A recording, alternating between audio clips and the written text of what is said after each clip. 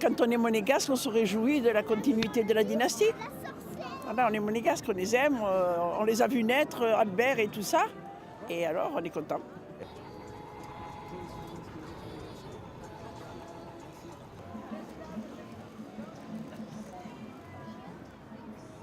Ça va créer une joie immense, immense. C'est mieux que le petit Jésus presque. Oui, exact, c'est mieux. Il est attendu comme, en tout cas, ils sont attendus comme le Messie. C'est-à-dire qu'on attend ça, là, tout le monde parle que de ça.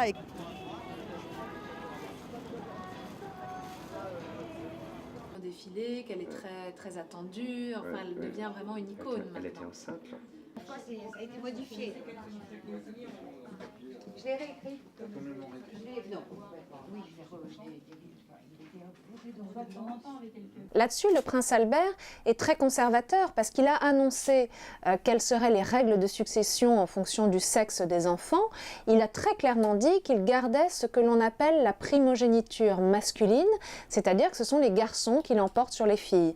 À une époque finalement où c'est souvent changé, par exemple en Suède ça a été changé au Danemark également, où une reine au fond, ou une princesse souveraine pourrait très bien prendre le pas sur un petit garçon, lui a décidé de garder la tradition.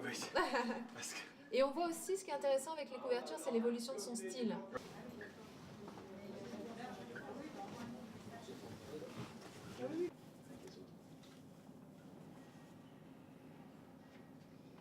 Pour rentrer dans les détails, les jumeaux peuvent naître naturellement, ça c'est toujours possible.